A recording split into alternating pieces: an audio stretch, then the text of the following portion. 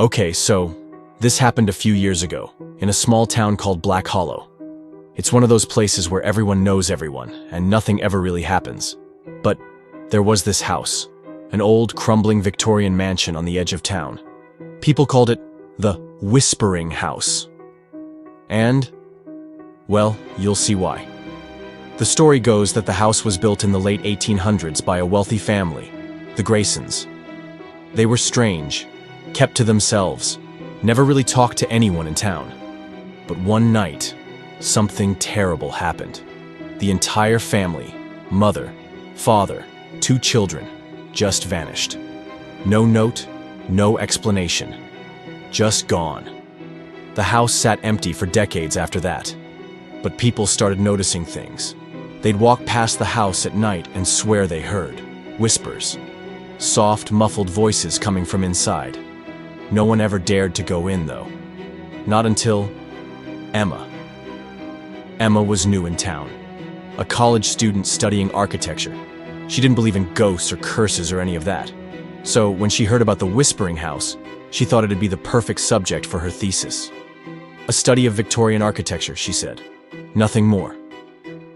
The day she moved in, the whole town warned her. Don't stay after dark, they said. The house. It doesn't like visitors. But Emma just laughed. It's an old house, she said. That's all. At first, everything seemed fine. She spent her days sketching the house's intricate woodwork and stained glass windows. But then, night came. Emma was in the living room, going over her notes, when she heard it. A faint whispering. At first, she thought it was the wind, but the sound grew louder, closer. It was coming from the walls. She pressed her ear against the wallpaper and she could hear them. Voices, dozens of them, mumbling, pleading, crying. She pulled away, her heart racing. It's just the pipes, she told herself, or the wind. But deep down, she knew it wasn't. The next few nights were worse. The whispers grew louder, more insistent. She'd hear them in every room, no matter where she went. And then, she started seeing things. Shadows moving in the corners of her vision. Figures standing in the hallways, only to vanish when she turned to look. One night, she couldn't take it anymore. She grabbed a flashlight and followed the whispers to the basement. The door creaked open, and the air was thick with the smell of damp earth and something else. Something rotten.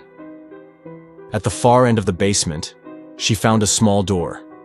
It was locked, but the whispers were coming from behind it.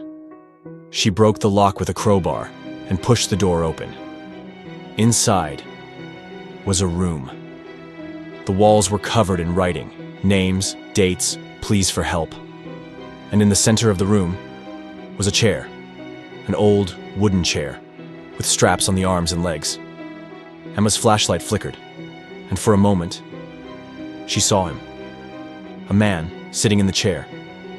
His face was pale, his eyes hollow. He turned to her and whispered, "Get out." She ran. She didn't stop until she was out of the house, out of the town. She never went back. But here's the thing. The house is still there. And if you go there at night, if you listen closely, you can still hear the whispers. And sometimes, they say your name.